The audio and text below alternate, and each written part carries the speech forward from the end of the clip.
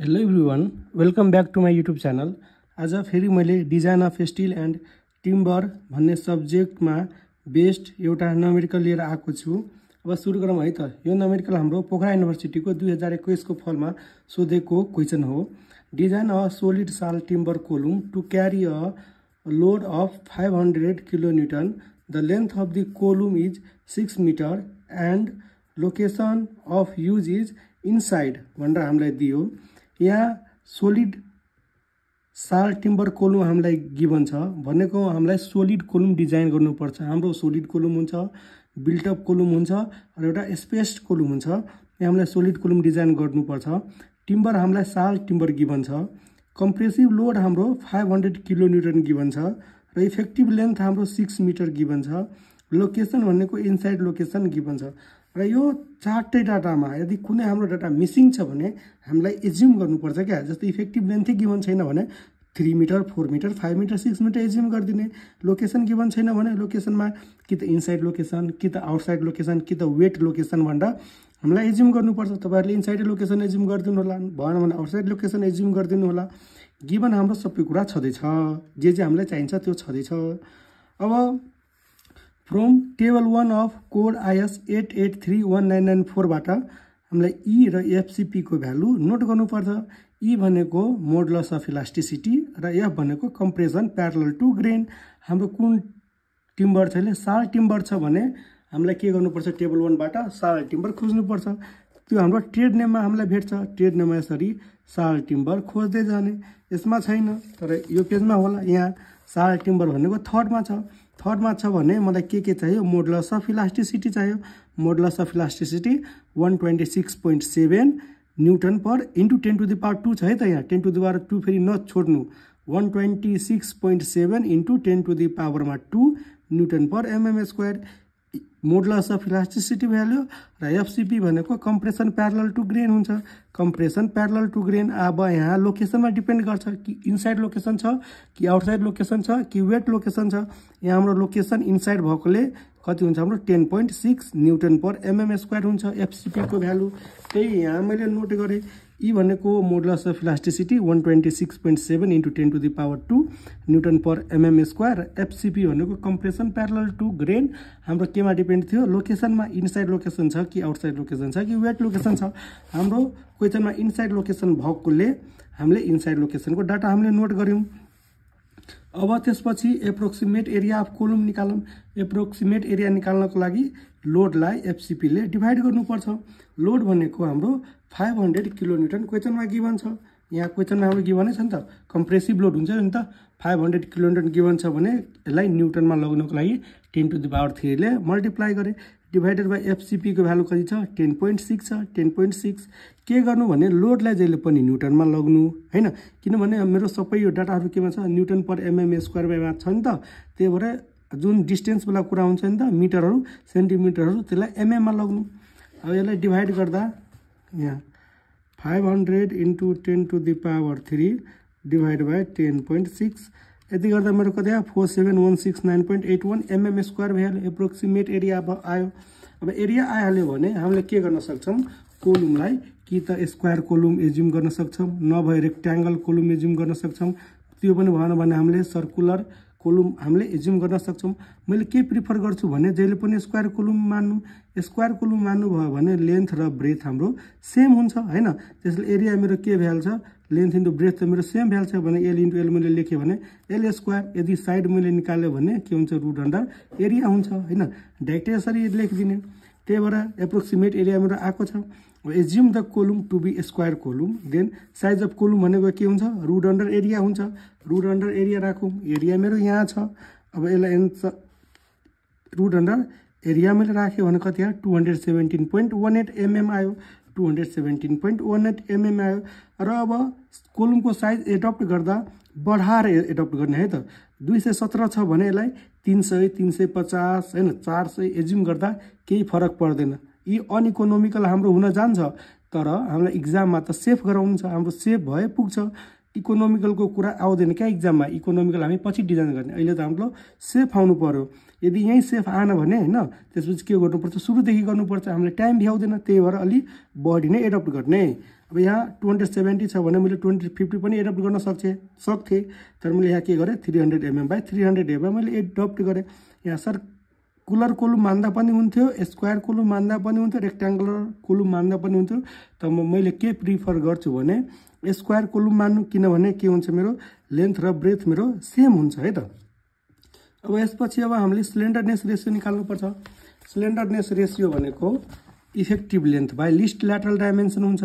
यहाँ इफेक्टिभ लेन्थलाई मैले यसले डिनोट गरेको छु, र लिस्ट ल्याटरल डाइमेन्सन भनेको जुन लेन्थ र ब्रेथ जुन छ त्यो मध्ये मिनिमम लिने। यहाँ हाम्रो के फाइदा भइहाल्यो भने 300 को दुइटै छ, जुन लिँदा पनि भइहाल्यो होइन, ठुलो सानो हेर्नै पर्दैन। इफेक्टिभ लेन्थ क्वेसनमै 6 मिटर गिभन थियो, त्यही भएर 6 मिटरलाई मैले एमएममा लगेँ, र लिस्ट ल्याटरल डाइमेन्सन भनेको 300 mm/300 mm को कोलुम मैले माने। डिभाइड गर्दा मेरो कति आयो 20 आयो। अब 20 आयो भने यहाँ हाम्रो सबै कुरा कोडमै गिभन हुन्छ है त, त्यति रट्नु पर्दैन, झ्याउै छैन केही। यहाँ हेर्नु मेरो कोलुम कुन छ, सोलिड कोलुम छ। यहाँ कोलुम मेरो के छ, सोलिड कोलुम छ 7.6.1 मा। सर्ट कोलुमको लागि के हुनु पर्यो, स्लेन्डरनेस रेसियोको भ्यालु 11 भन्दा ठुलो हुनु भएन। इन्टरमिडिएट कोलुमको लागि स्लेन्डरनेस रेसियोको भ्यालु K8 र 11 को बिचमा पर्नु पर्यो। लङ कोलुम हुनको लागि slenderness रेसियोको value greater than K8 हुनु पर्यो। यहाँ हामीलाई थाहा छैन नि K8 को भ्यालु कति हुन्छ, त्यो पनि गिभन छ। अहिले पहिला के गरौँ भने स्लेन्डरनेस रेसियो हामीले निकाल्यौँ, कति आयो 20, जुन चाहिँ 11 भन्दा ठुलो छ, त्यही भएर हाम्रो यो कोलुम सर्ट कोलुम भएन। यही लेखेको छ नि त, स्लेन्डरनेस रेसियोको भ्यालु यहाँ सर्ट कोलुम हुनको लागि स्लेन्डरनेस रेसियोको भ्यालु 11 भन्दा ठुलो हुनु भएन, तर यहाँ हाम्रो 20 आएको छ, जुन चाहिँ 11 भन्दा ठुलो भयो, त्यही भएर नट सर्ट कोलुम।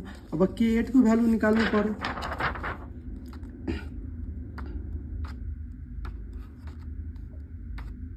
यहाँ छ है त, पेज नम्बर 117 मा गिभन छ। यहाँ पेज नम्बर 117 मा गिभन छ।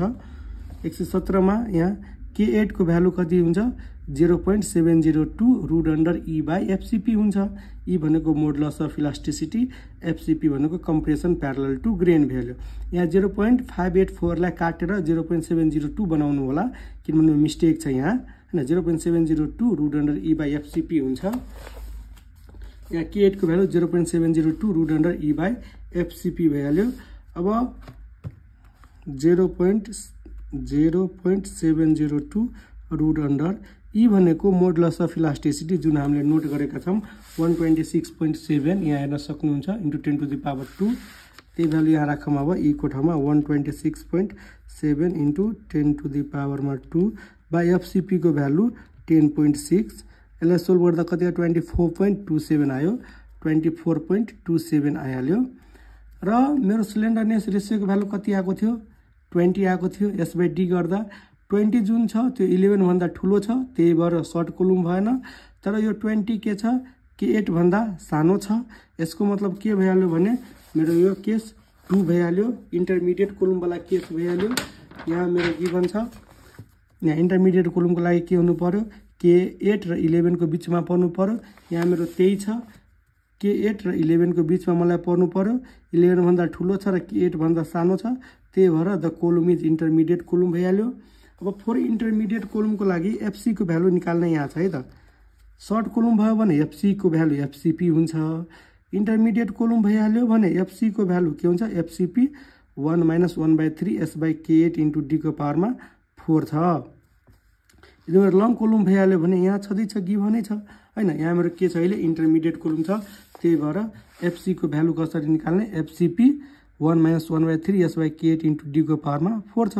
यहाँ FCP को भ्यालु मैले 10.6 मैले नोट गरेको थिएँ टेबलबाट, इन्टु 1 - 1/3। अब यहाँ हेर्नु है त, S/D को भ्यालु मलाई छँदैछ क्या। S/D को भ्यालु नै मेरो कति हो 20 हो नि। यहाँ S/D को भ्यालु मेरो 20 हो भनेको S/D को भ्यालु एकैपल्ट राख्ने। S/D को भ्यालु 20 बाई, अब यो K8 चाहियो, K8 को भ्यालु यहाँ कति छ मेरो 24.27 छ, 24.27।